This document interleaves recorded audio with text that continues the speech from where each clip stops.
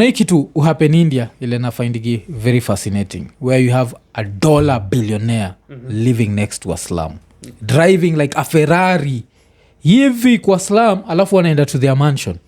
Like is this a thing huko? I mean, the guy is Mukesh Ambani, right? Like he has like the most expensive house And in it's the very world. tall. Yes, It's him. It's Mukesh Ambani. You know what's funny? Like half of the floors in that building are just empty. Yeah. And there are like 16 floors in that house just for like not 16 but like that huge number. Yeah. Like just for cars. Yeah. So he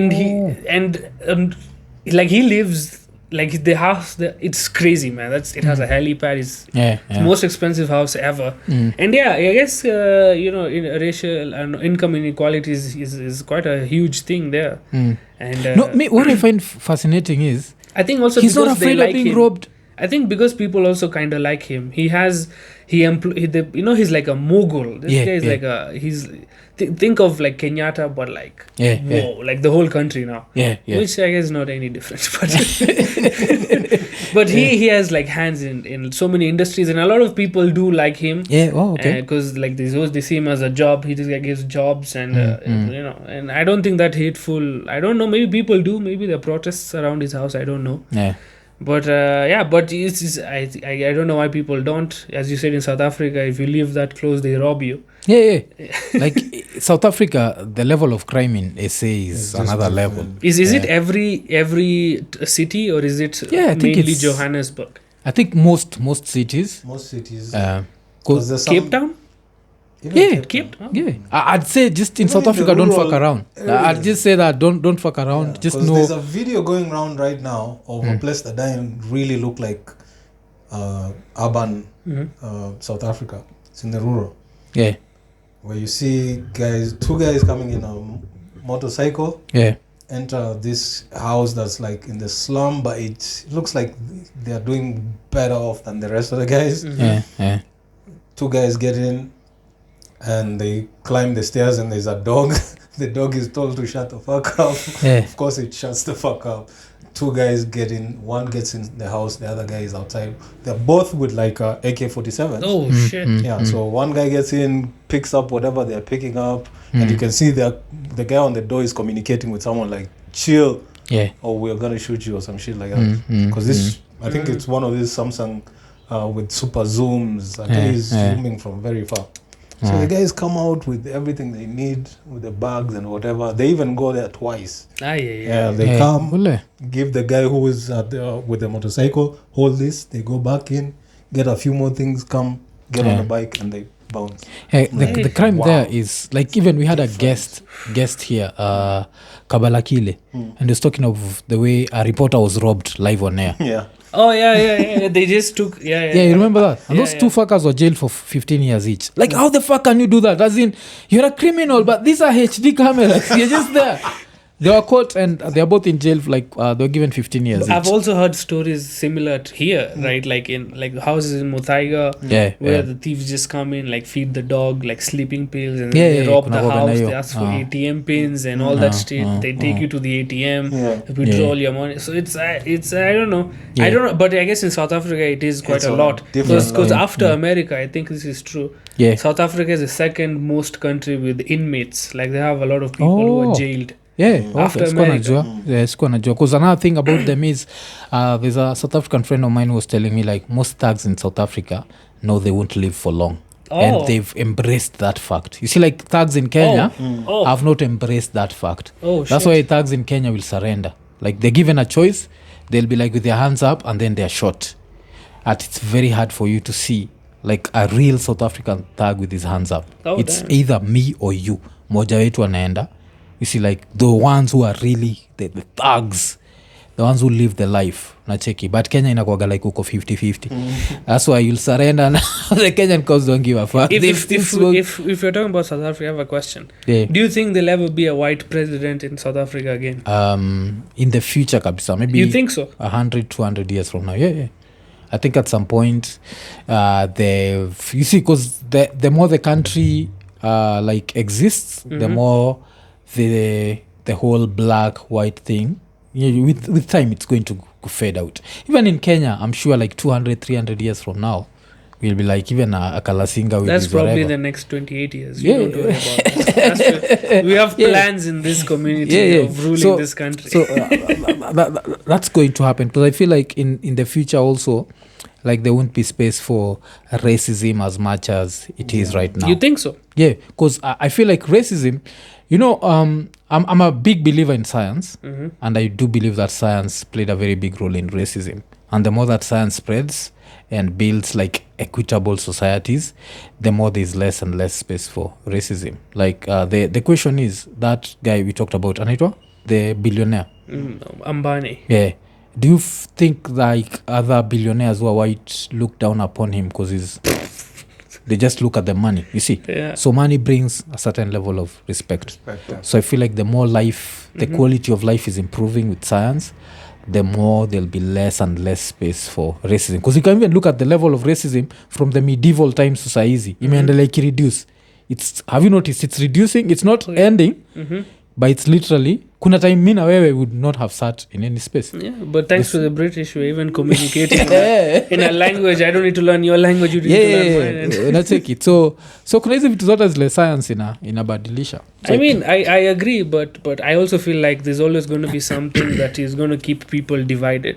For some reason. Also religion, like the next 200, 300 years, you'll be talking that people are like, you still believe in that magical shit? But hasn't it existed for like 2,000 years? Yeah, that was before. Science has existed for 400 years. Yeah. Science in the form that we know. Oh, okay. Has existed in really? 400 years, yes. Where like we sit down and this analyze shit. modern way of scientific where you do scientific tests. research, yes. Okay.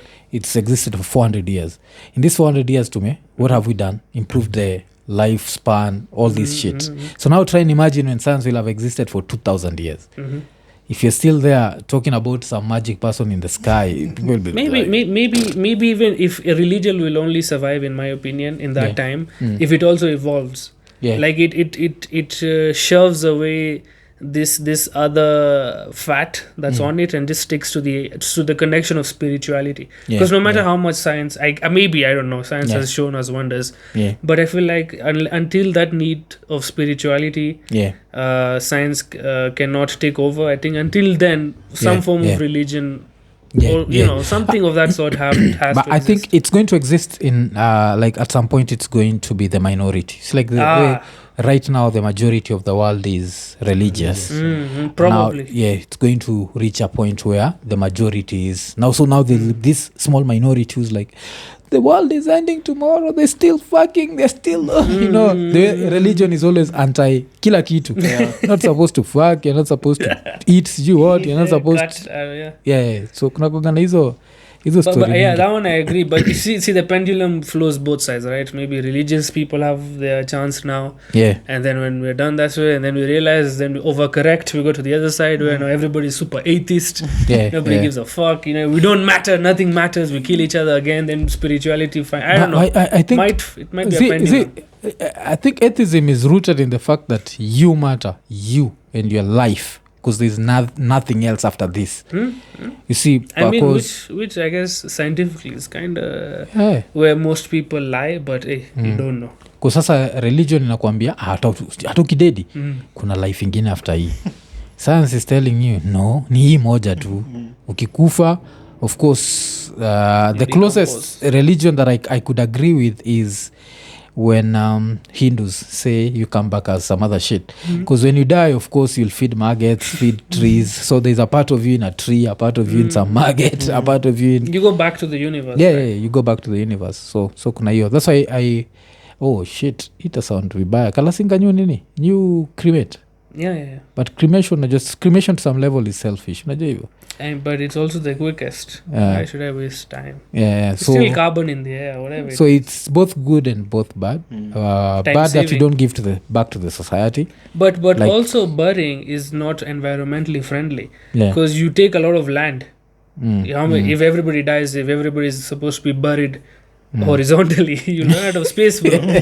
Unless you bury people like sticks, floors, then maybe. But wanasema population ita peak. The population is going to peak at 10.8 billion. Damn. And then after that we'll still be fucking, but mostly for pleasure. That's good how much resources are also limited. alafu ni interesting kuona like the way Indian unakuaga wengi, that means there's a lot of hacking happening in India. Food also, that's why people fuck a lot. Yeah. A lot of food. Places with a lot of food that can sustain a population will have that. That's why like North Korea, they're like what 448 people or something because they eat insects. I don't know. India you have food, it's China you have food, so much food. Eat what you want. Hiyo ni kitu interesting like kuna best yetu anaitwa Danki. He runs this site called sheng.co.ke. So he studied IT in India, and he was telling me that in India if you have 5 Kenyan shillings you'll have a full stomach. That's how much food there is. It's cheap, bro. Like when you go Mumbai and I saw that they also have KFC, they also have Domino's, and you see the prices of the stuff you're paying over there. Yeah. And then you see, I'm like, bro, we're being overcharged too much. Over here, I thought we were the bread basket of East Africa. What happened to the price of bread in this country? Because there it's cheap. For I don't know, like 300 bob you get like 4 pizzas and like chips, and there's a lot of things like other 3 garlic breads. Here 300 pizza you get like a pizza that's like barely the size of your palm. Cheap sana. Sasa alikuwa niambia, I don't know which whatever he was in, but there was this place where they could buy matumbo ya buffalo because buffaloes can be slaughtered or some shit. Yeah, I guess. Yes, so matumbo ya buffalo ilikuwaga kilo moja ni 2 Kenyan shillings. Yeah. A whole kilo. Anavyo wametoka Kenya. Hai walikuwa like hii ni maisha mzuri. They used to like I used to say like that, and I think rice, they used to buy rice aliniambia some ridiculous prices. Tell me like even there's 5 shillings. It's I mean even now it's gotten expensive, but even that expensive seems cheap to us. Yeah. No. So so hiyo ni poa sana. Fertile land. Yeah. Alafu sasa acha to go back to kitu moja ile siku kuuliza juu ya turban. There's a joke you made where you were saying that if you're fighting with someone the only way you lose the fight if the turban comes off. It's true, man.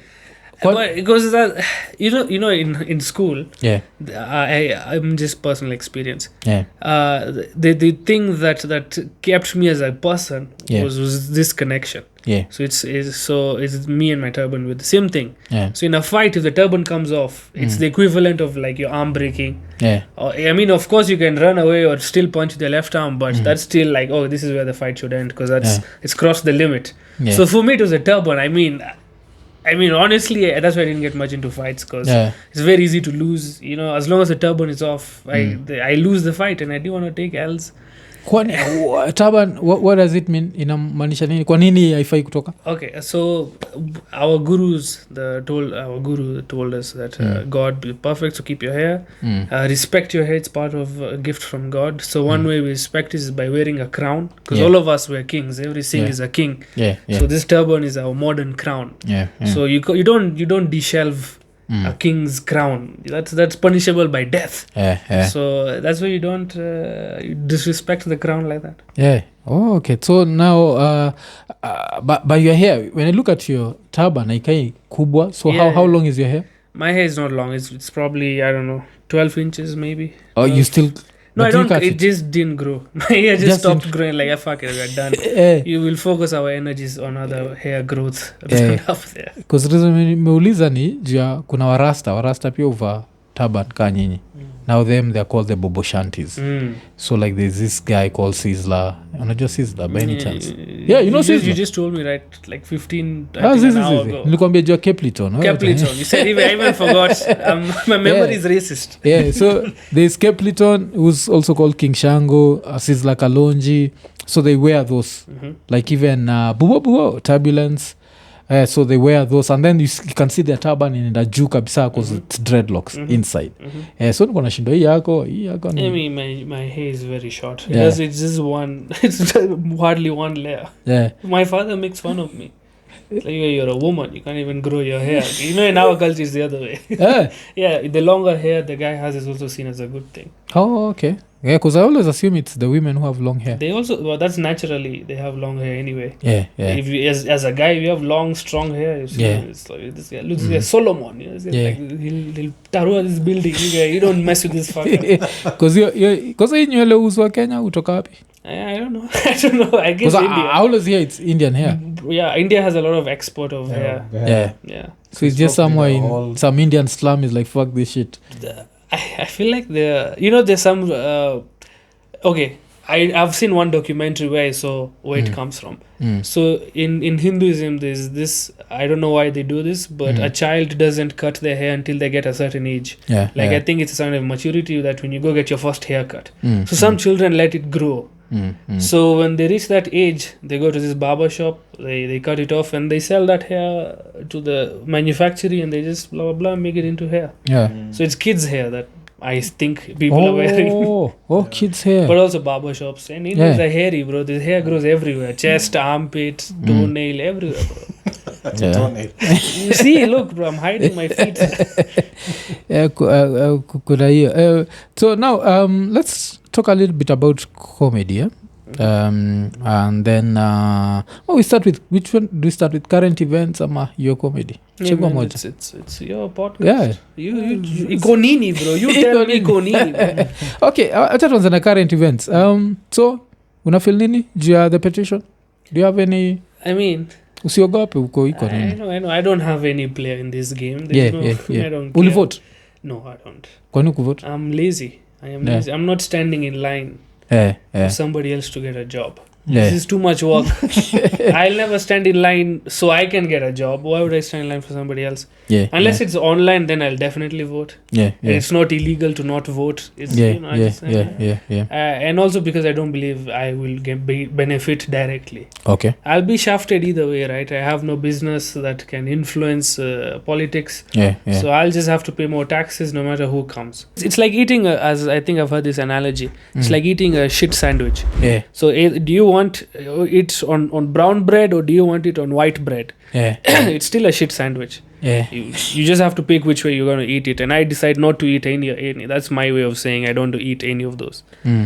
Unless it benefits me more directly. But I don't think parents vote. I think my father voted. Oh, I don't know which side he voted blue. It makes sense because he works with guys from Busia, and they've really influenced him on on looking at the good side of Baba. I thought I thought he voted blue because he has all the skin in. So now the blue side is accused of having too much skin. I get it. So you may think. Alafu nini the petition unafeel nini? It was obvious that he's going to file it. I mean, this is his last chance, right? This is after this you're not going to vote for a bro. This is too old. And we can see his age already. He sleeps in meetings and I mean maybe that's all. But also Biden is the same. So maybe I thought if he can run around maybe hours, because he's more healthier. But I guess this is the last chance, so he has to do whatever he has to do, man. This is a truckload, a canter of evidence. This better be true, man. That's too much. That's like too much evidence. But these things are also perception. Do you think he's going to win this petition? The petition? No, I don't think so. This has gotten me into a lot of trouble with a lot of Iko Nini fans. But I feel like that ship has sailed. I don't think, like, you look at the way Ruto is confident. Ruto is so confident he's like meeting even like ambassadors from Serbia, and he's like getting congrats from Israel. Ramaphosa is saying Ramaphosa is telling Raila to step down. No, not Ramaphosa. The other Malema. Yeah. Ramaphosa is the president. My bad, South Africans. Ramaphosa and Rao are friends, friends. Malema is there just like you need to so kuna hiyo ile sijui but najua haijaanza like by the time maybe people are watching this the whole debates will have started because I don't know when they're starting, like the whole now the sessions in court, because right now it's still mambo evidence and what, so we'll see what happens, but may feel like the ship has sailed. And my story was he didn't want it bad enough. Like, if you want this thing in Kenya, just like Uhuru told him, what aibiwa marangapi pia uibe. That's my idea too. How can you be the one who represents Kenyans if you can't even steal elections?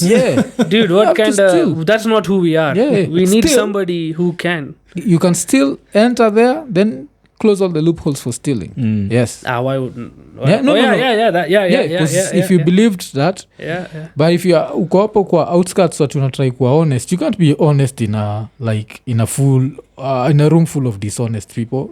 If you're honest in a room full of dishonest people, it means you're stupid. So in that way, you do agree that it was stolen.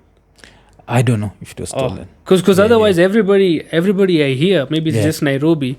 Everybody is in a sad, gloomy mood because Baba did not win. That's the funny thing. Is like this guy is the last time that Nairobi celebrated a presidency was 2002, when Kibaki came in. Remember, 2007 people are like because 2007, remember, it was at night. Then 2013 and 2017. Those were more celebrated in Central and Rift Valley. So this is the dude who always wins in Nairobi and Mombasa. So before he wins, of course, like you'll meet people in Nairobi and they're like, oh, okay, kuna president. So like even KTN went to Kapsabet. They went to, like if it was this dude, people would have even showed up in the CBD. That's how much, and like that's how loved he is. But he does not know how to turn this love into power. Because I'd turn that shit into power. I'm too greedy. Like you guys are watching. Have you started watching the House of the Dragon? Yeah, of course. Yeah, you remember? There's this scene where this guy says like, "There's yet to be a man is yet to be created who does not have the taste for absolute power or something." That's me. Like I love that power shit. Who doesn't? Like if I had an opportunity, if I was as popular as this dude. I'd be out here stealing elections. I don't give a fuck. That's what I think. Then I'd hang people afterwards for stealing because fuck corruption. Like the way when I feel ashamed of how poor we are. Okay. Do you feel ashamed of that? Like when you travel to other countries, do you then look back and be like, what the fuck? How is this poor? Because we know we are not poor. The money is there. Mine is even worse. India looks poor, even though it's not. Kenya is both. And I'm like, so even one of the countries I can claim, I can't even say one of them is good. Both of them kind of suck. But it's okay. I don't know. But every country has its own reasons for why it's there. And I feel like Kenyans, we do have the capacity to make it better. But I don't know if we will take upon that who will take upon that mantle to change. It's going to take some it's effort. not me, because me, I know I'm like you. If I get there, I'm not good enough to not execute people or send money to my own family. Billions and I'll definitely do that. Funny enough, I don't believe in stealing like public funds. I'd never steal public funds. I would. Heartbeat. If I can get away with it, I'm stealing and bouncing. Funny enough, even if I can get away with it, I worry so much about a legacy. Like I want to leave a legacy. I want like 100 years from now people to be like, there's this person who was called Mwafrika who existed, and because of him this and this changed. Well, why? So to let me ask you, why is that important? I've always been fascinated by people who left a legacy. Like this whole idea of life after death fascinates me, because I've seen people who are alive who are dead. Like I always give people the example of Bob Marley. According to me, Bob Marley is not dead, because as a kid growing up, I thought this dude was alive till I was told, like, you know what, this dude died like in 1981, you know. And then this is 41 years later. Right now as we talk, there's someone somewhere blasting Bob Marley, you know. Like that's life after death. Then afterwards, my high school, Griffin, you know. So he left this school that's going to exist all these years after him. People will always remember this guy existed. To me, I feel like that's what makes like humanity special. If you can be able to affect lives instead of just being about you. How many Ferraris can you drive? How many sushis can you eat? You know, you're still going to shit. No one is going to be like, you know what, he ate sushi, let's go smell his shit. You know, some people like shit just stinks. To me, Tupac is also still alive. The way Bob Marley is still alive. I think Tupac is in Argentina or Cuba or something. You think he's you alive? get the gist. It's a comedy. I know. Anyway, I don't know. Legacy, I feel like that's also there's some association with ego. I'm egotistical. Good. I just thought you wanted to do good because you like humanity. No. I love humanity. Because that's also selfish, right? No, I love humanity, but you know, that ego thing is the one that, like, I feel like I can be able to effect Well, lives. you're doing that right now. You don't have to worry about that. Yeah, we have that. This is going to stay forever. This is going as to long stay. as YouTube the internet exists. Yeah. Yes, that's going to be there. But you see, I still want more than this. Like I want to leave something, and I feel like political power would bring that. Where like I can sit down with, like, if I was running a county, I could have your meeting na niambia say we are going to spend all this money, every single cent is going to go 1, 2, 3, and then we make sure we are accountable to the people. And then it's even going to make you richer. You understand? Like the richer the people are, the richer the richer people become. Like if Kirubi existed in America and he had all those companies, he'd have been richer than Kenya because we don't have any spending power. Yeah. So I see. I agree with that, but I don't know. You know, even when it comes to corruption, you're saying if you become a president, you'll start hanging people. Yeah. But to even get to that power, you need other people. Yeah. You know, they're always tied to you, and you can't just hang your friends. Yeah. They got you there. If you start hanging your friends, the army will go against I always you. feel like there's always this other intricate things we do not know about getting into power. Yeah.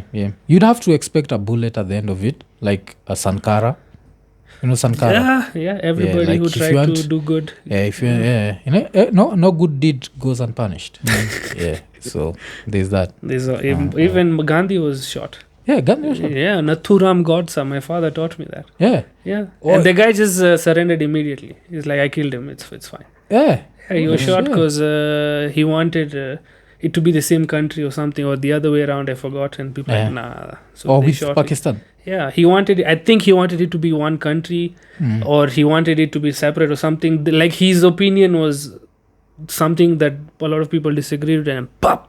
Okay, no good deed goes unpunished, man. Even in Kenya, bro, so many. Yeah.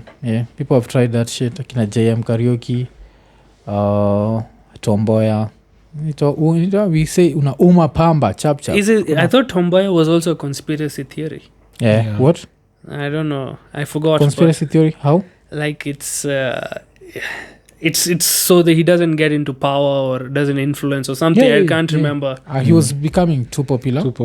So he had to shoot himself and then wanongejua huko. Yeah. Tomboya was becoming too popular, doing all that shit of flying people out and trying to create the next Kenyan leaders, because we wanted people to study in the best universities so they can come back. What a horrible idea. Why would somebody think of that? Sending people outside to study and bring... So he had to go. So there's that where it's apparently the founding father felt this guy was becoming too popular. Ama the people around the founding father. So ikabidi umepamba. Here, Ouko, pia there's the same theory where Ouko went, I think, to America. And he was there with Akina Biwott, Moi. And then someone told Moi something like, hey, if you are to ever retire, this dude should take over. Then the people around Moi was like, fuck this dude. Yeah. That white guy fucked it up. Yeah. Was he white? I don't know. Yeah, someone like, afu akakuja huku akauma pamba yake pia. Chap. So tukonaongea the petition. So alafu that lawyer, what's his name? Norji. Is it Norji? Nurji. I don't know. Is he Indian? I have no idea. You don't know him? I don't watch. That's we only watch Star Plus and. Alafu ushaenda Kisumu lakini? Yeah, Kisumu I've gone to Kisumu. Yeah. So Kisumu you have Indian. Oh yes. He's chill. I think I went to university with his daughter, so yeah. Pretty chill. Can she speak Luo? I think so. Oh. I don't know, but I hope she can. I don't know. Hiyo chapa kijaka ingine. Probably.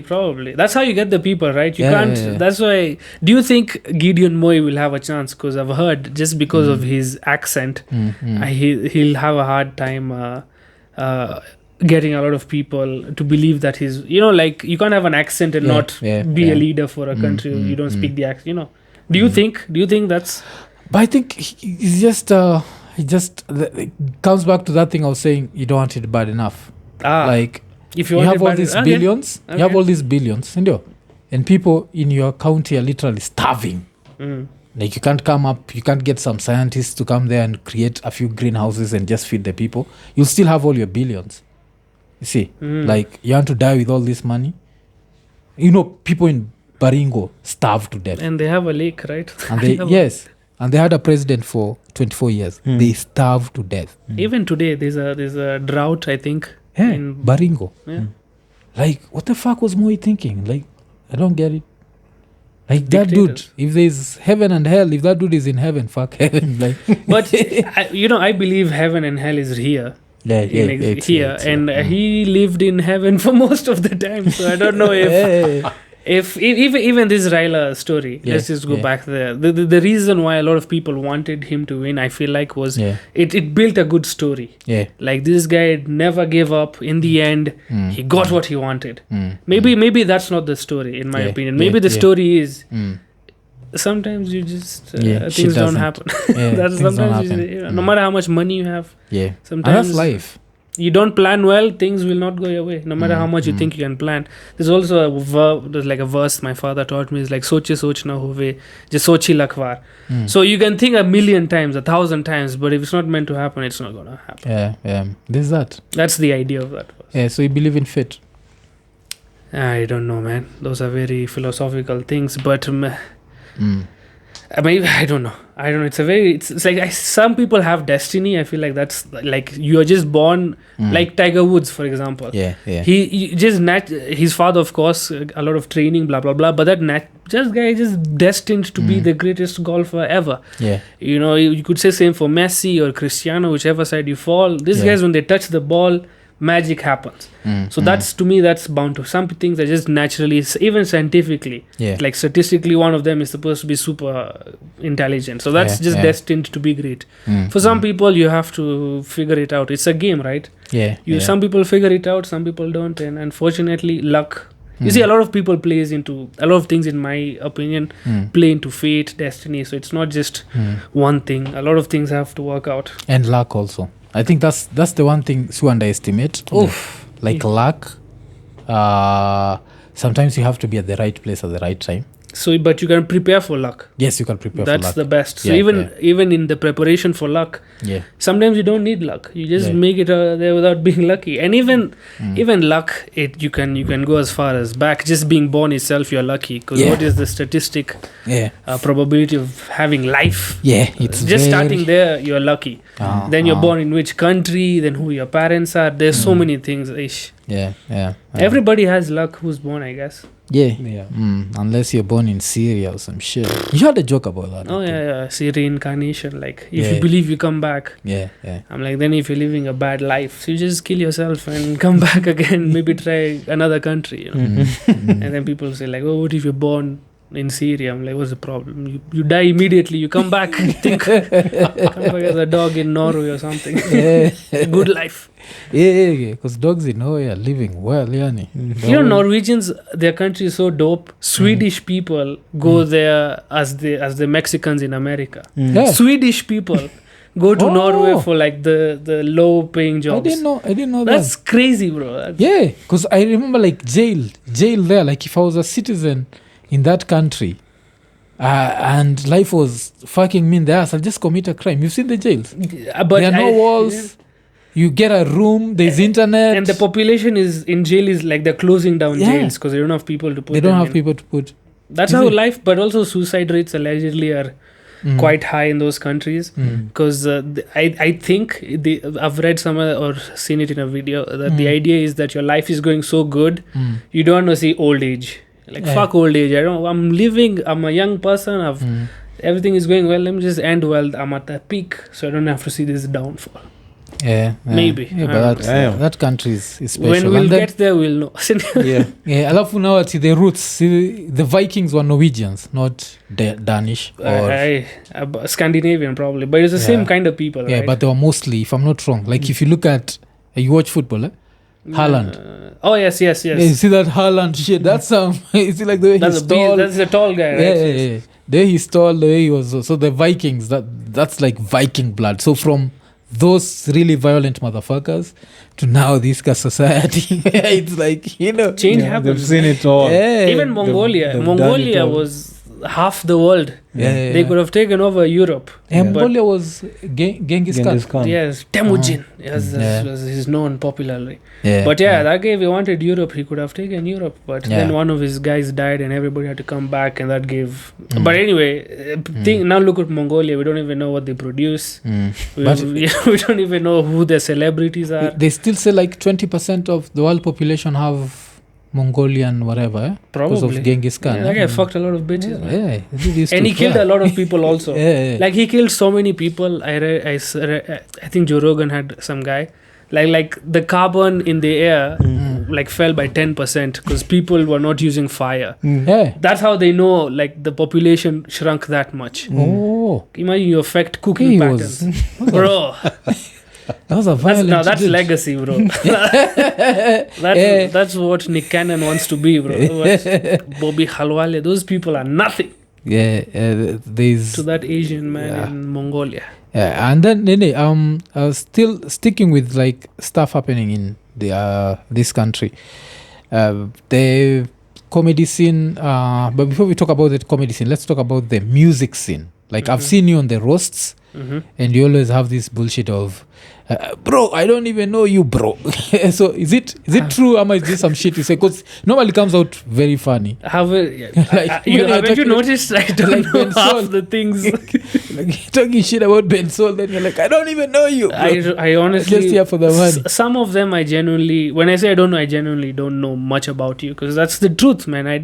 My superstars were Shah Rukh Khan and all these people. I didn't grow up on a lot of local content, and when the ones I did, I knew, like I know Jua Kali is going to be next. I know Jua Kali. I heard some of his songs when I was younger. Kiasi and Caesars. We used to Caesars. I knew Caesars, but I don't know. He went away. So the celebrities I know went away. So now we don't know if you can use this information in any way. But Jua Kali had an Indian trip, and he gave us that story on the podcast, and it was super funny. I'll have to go listen to that one. So like let's give you the two tidbits. But there's this story where he gives, where he was walking down the street, and there was this guy who was making like sugarcane juice, and his friend was like, this is some good shit, let's take it. So saying that this was like the best juice he's ever taken. But then in the evening, the liquid ass, he was like diarrheaing. He thought he was dying. Like it was so bad that when he was taken to the hospital, they just asked like if he's a foreigner. And they're like, foreigner. Just gave him the medicine, and then like after a few hours, he was okay. So he talked about that, like the way there your stomach has to be ready, even for sugarcane juice. That's a pro. Even when I go there, I can't drink tap water immediately. I just drink bottled water. Because if I drink tap water there, my stomach just nope. This is not what we agreed to, Aman, and it out of the back. Because it's racist. My stomach is racist. It only allows bottled and so there was that, and then there's another story another dude gave us about India. The one I was talking about, he's called Danki, runs sheng.co.ke. So saying like one of the biggest culture shocks aliwaiona, he went to an Indian restaurant, alafu mtu akachukua chapati. Like someone was serving, so many people had ordered chapatis, so he was just putting them in his armpits and then carrying a tea. And then just brought and put the tea and then gave him the chapati. Then he's from Kenya. So he's from Kenya. He's like, fuck this shit, I'm not going to eat the chapati. That's disgusting. Even I wouldn't eat that shit, bro. What? So it gets worse. So when he said he's not taking the chapati, he was like, now I'm just going to take the tea. So he takes a sip of the tea and he's like, this tea is not warm. I'm a hot. Then he calls the guy like, hey, come. The guy comes like, what? Tea? He fingered the tea. That's disgusting. And then, did he tip? I hope he didn't tip. I know. So he said like he ignored this chapos for as long as he could. At some point he was just used to grab it from an armpit, like just he had to survive. Oh god, maybe that's where the spice comes from sometimes. God so damn it. That was something. So we say kutembea kwingi. You learn a lot. Kuona mengi. Now back to some comedy stuff. I loved this shit you did about burning schools. And but the interesting thing that I loved about it was the way you did it as an ad, because I felt like me and you look at Kenyan ads the same, because I fucking hate these ads. Man, first of all, the idea of that joke came from Gideri, man. Yeah. Because that joke I was working on it for a while, and I don't think it's complete yet, but fuck it. Let's just upload it. Yeah. I saw Gideri, man. I'm like, he just got popular by standing in. He didn't even intend it for it to happen. He just stood there eating his shit, and suddenly he's famous. They gave him a house, like land. They gave him I don't know, cars, gold, I don't know, a lot of money. This guy's life was set. They put him in advertisements, and I'm like, come on. I got, of course, jealousy was also there. I'm like, I wish this happened to me. And maybe that's what inspired this idea that, man, they will put anybody who's popular right now just to push their product. So I thought, okay, why are we stopping at Gideri, man? What about these burning schools? There's an opportunity there for a product to be sold, and that's when I did that bit. Because that shit was super funny, especially the way you did the whole kid thing. I don't know if you can remember it, because I think I'm going to do it an injustice. But the way there's this kid who runs to these other kids and tells them. You remember the bit? I can't remember the bit, man. I can't believe I have so many jokes. I can't remember my own jokes. When I was younger in this comedy career, I don't think it would ever happen. But I think that's just me not being a professional comedian. The thing I can remember, Zach. So this kid wants to burn the school down or some shit. So runs to these other kids and tell them, like, as he. Hi, I'm trying to. I get it. Okay, I'm trying to. He goes to the kids. He says, "I'm trying to light this match," and he's like, "It's not lighting." And then his gay friend is like, "Michael," you know how they become so over friendly in ads. Everybody's so jolly. Yeah. Michael, it's because you're not using the new Kiboko matchsticks. And the other kid, of course, overreaction. Oh my God, what is Kiboko matchsticks? Like, well, these are matchsticks that are waterproof. You're lit even when you're wet, and something like that. Yeah, strategic. But you see, like the way Kenyan ads normally are. Like, I feel like, do you get the same impression? Like, Kenyan ads think like we are the dumbest people in the world. Bro, I've been in radio, and let me tell you, I feel like the people who are in positions of making decisions do think the average Kenyan is that dumb. They actually believe it. They say it, bro. They say it. Yeah. They say the average Kenyan doesn't want smart or well written, or they just want very hacky shit. Just very cut paste shit that works. And if it's good, it's usually on social media. You only find social media has some good ads. Yeah, because there's always that bullshit of, do you want this? This helps you to do this. I'm like, it's a knife. It helps me to cut. I know. Don't tell me the knife will help me to cut. Like, all you have to do. I hate that. All you have to do.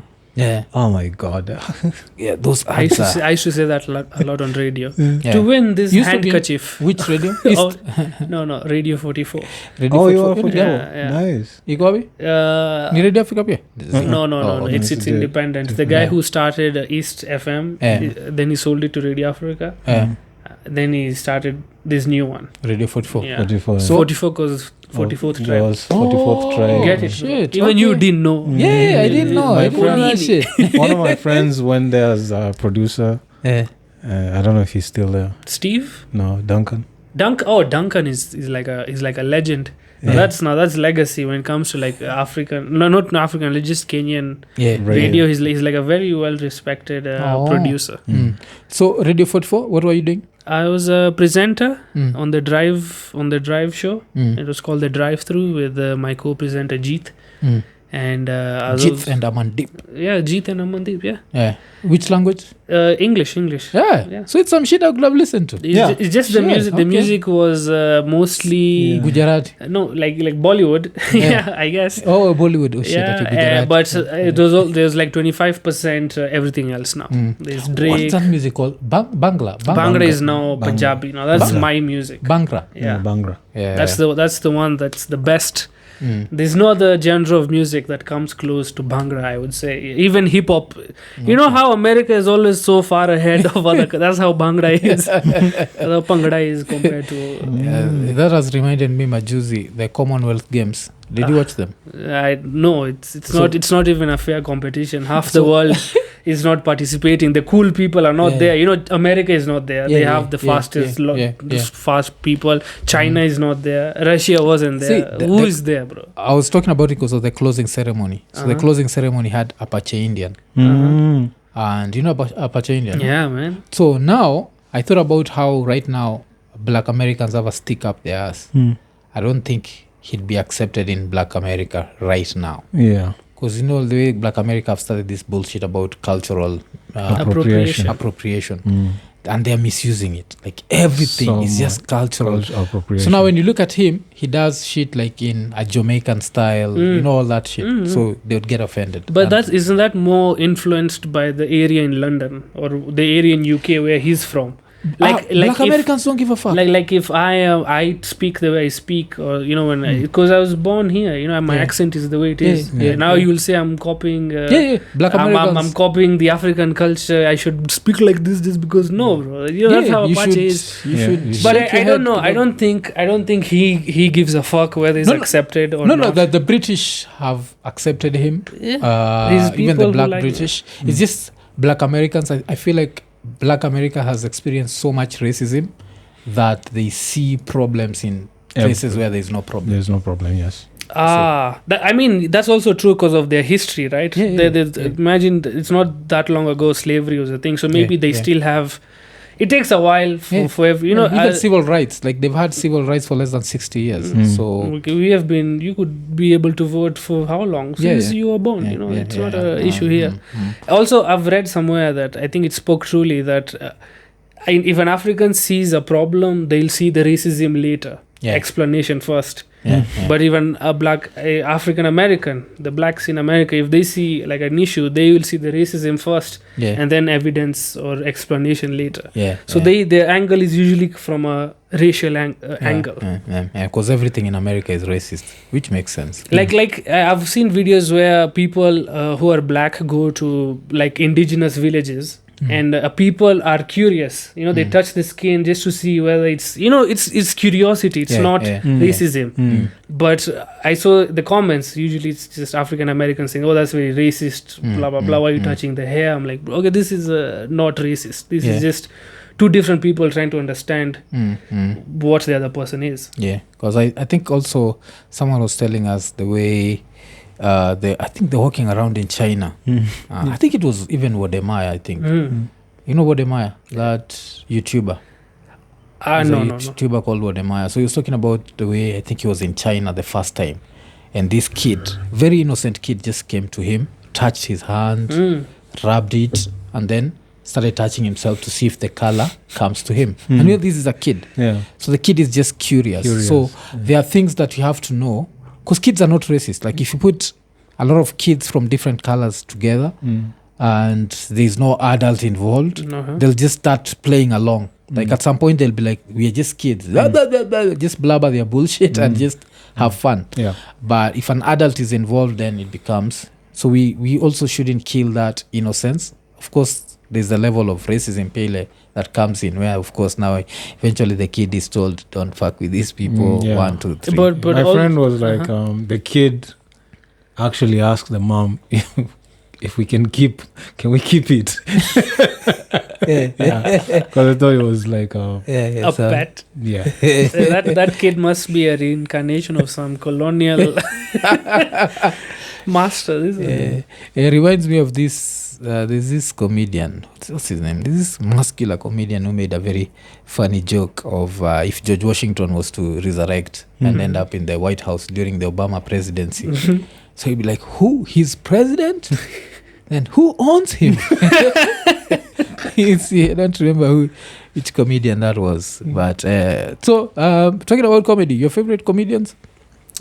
In Kenya, there's so many. All my friends are my... Funny thing, all the people I love in comedy are also my friends. So it works out. You know, there's Doug Mutai, there is David Masharia, George Waweru, Maina Murumba, there's Eric. Then Shiko, there's Justine, there's Shaz, I'm forgetting even Devi K. I'm forgetting George Waweru. George Waweru. I said George Chinese. Oh, you'd say Waweru. Doug. Did I say Doug Mutai? I don't know. Emmanuel Kisiangani. Yesterday, that guy was a beast. Tiger Shira, a beast. Mammito. How can I forget Mammito? There's so many.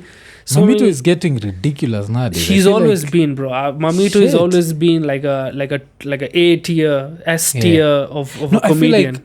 I feel like because the first time I learned about her was through Churchill Live, and I was involved in that show, but I feel it used to show her weak side. Like yes, I was involved. I was like one of the writers originally. There was writers? They fired my ass because I'd always want them to write jokes about like current shit. The same way your commentators are asking, but you want to talk about pussy. And I talk about current shit plus pussy. Oh, yeah. That's what you want. Yeah, so, but now for TV, you can't do pussy. So I want them to just talk about stuff that's happening. Make jokes about Uhuru. Make jokes about Raila. Not the normal bullshit. Just like something they've done. Yeah. This week, this happened. Let's make a joke around that. And I'd sit at that table, pitch the idea, and everyone is there looking at me like, we are going to offend. They'd be like, we are going to offend Uhuru. We are going to offend. So at some point, I'd just take the salary for the fuck of it till they were like, we're paying this dude for nothing. Because I'd still come up with the same shit. Every week, I'd be there. Oh, this happened. Can we talk about this? Like, no, we are going to offend. So they paid me till the contract ran out. I mean, for TV, they have to worry, right? Because that's the you don't want to make the advertisers unhappy. Why is there? Why does Nani exist? King Ori exist? Why does Tai exist? I mean, these now jokes have always been there. It's changed, right? It took Even a while. that time, what has changed? Like, because how I used to look at it is, if Ridiculous could make those jokes about Moi dancing, that means you can make a joke about, like, I really wanted to push the envelope. So I'd be there like, let's make a joke about the cholera at Weston. Like people are shitting themselves. Like, it's funny. I mean, yeah. You have to push the envelope. I agree with you on that, but also the people who are in the positions of decision making at that time probably money probably didn't think the way you thought. But now people are changing, the industry is changing. You don't even need them now, right? You just make your own shit. You say pussy, you say fuck, I don't know, whatever else we can say. It's fine. There's that. But so there was that. So I was saying, like, that's the first Mammito that I was introduced to was that, that Mammito there. Then of course social media. Now I saw the acting side.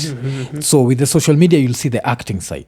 Now you need to go to a comedy club to see now the stand-up side, and she's ridiculous. She's a beast. Yeah, she's one of the funniest. She's one of the first people that actually befriended me when I was in Churchill. I was very shy. I didn't, a new place, you don't know what to do. Mammito, actually, she was already huge when she met me, but she came up to me and really warmed me up to that place and made me feel nice.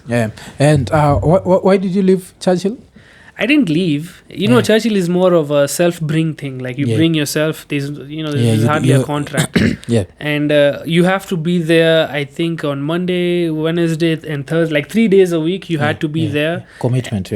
And then on the last day you find out, or just minutes before the show, you find out you're not there. And of course you're disappointed and sad, and you have hope for next week, but that's not sustainable. If you have expenses, you can't dedicate 3 days. There's no part-time working in Kenya. You're either 9 to 5 or you're sitting at home. Or now, thank God, we're kind of writing papers for the British. That's why they make bad decisions. They don't do their own homework. So I just didn't find the time to go there to dedicate 3 days, and then not do comedy. And then because I guess I want to be like a huge superstar. I just wanted to do a place to work on this skill. I loved comedy, and the idea that I might do comedy was more hurtful than just wasting time. So with Emmanuel, Doug, and Mammito, we tried, and there's other people who also, like Brian, Onjoro, they tried opening clubs, and then Eric came, and then slowly you don't need to go. You can do comedy nearly every day, which to me is what I want. Then I don't want TV. Then TV comes along again with Tai, TMI with Tai, so that it kind of works out as if you just know, if you're in it. I guess personally, if you're in it for the art, for the creative expression, it works much better. Yeah. But of course, the money side matters a lot more. Also. Yeah. I understand that. So, because there was this, I think it's Ty who said that also one problem that you had with the situation was you are being put in this Indian cocoon. That was just Ty's interpretation. Like they expected you to go there and just be. I mean, there were suggestions. Nobody. It wasn't a rule of law. Everybody would just suggest, like the people who make decisions, whether you go up or not, whether you should do more Indian or not. There were suggestions, and I took some because I was new, I was naive, and I didn't. I thought I thought maybe I should. Maybe that's how I get better. But then you mature a bit. You realize what you love about it, and it's not. I don't want to do. Then I realized I don't want to be a character comedian. Yeah. I'm like, then I just do what I did, and nobody stopped me. I still did I'm still doing what I'm doing then. Yeah. Just I guess a lot better. Yeah. I'm not saying I'm any good. I'm not the best now, but I'm doing a lot better than I did when I was on there. Because there's no time to practice, right? Here I have time to practice a joke, work it out. See where it works, doesn't work, go back, practice. There you had 3 days to get it, and jokes, if you're a good writer, it worked, but for I know it still kills the joke. A joke can always be better. I feel like a lot of great comedians that I know struggled there, like even my friend Rapture, he struggled there. And Rapture is more of the everyday comedian, like he'll talk about shit that like everyday Kenyans are going through, you understand, like those rural Kenyans. So for him to struggle there would be because I feel like I don't know how to classify the comedy, but that place was never friendly to current events, and no current events gives you like a lot of humor. There's so much content to get from things happening around you. When I was there was a lot of current events, quite a lot.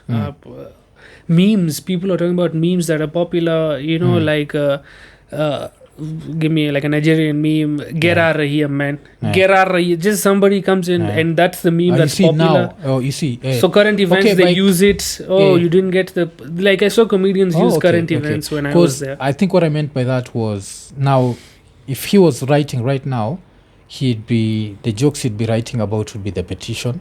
And I can bet 100% if I watch the comedy Churchill Live, the TV47, there won't be any jokes about the petition. And if they'll be there, they'll be very dumb jokes. They won't be like, I don't know if you understand, like just going to be maybe a joke about... Are you saying low hanging? Yeah, it won't be something that will last more than 1 year. You understand, like a good joke about the petition should be something like, even in 2047, someone can be like, remember this joke about the petition? This was what. So I felt like there was always that. And I also don't judge Churchill. I can't hate on that. Me, I love for what it gave me. It still gave me a lot more than it took. I can't. Yeah, that's something. And like, maybe whenever I would say maybe it's not for us. It's a content not created for us. There's no need to. That's what I always feel. Because it gave a lot of people platform. It created a lot of millionaires. So there's yes, definitely. There's that side. There's that side of it.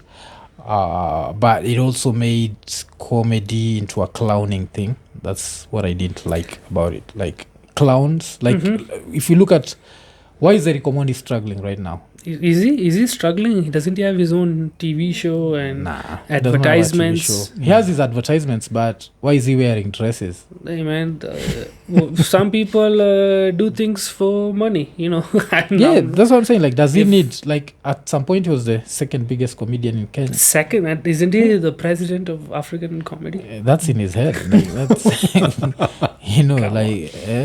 it's like just like someone identifying as they and them. That's them. Literally, has nothing to do with us. I don't know, man. So just because they identify as they does not involve us. I felt like for him. Sorry, just to take you back, if he was second, who was the biggest then? Churchill.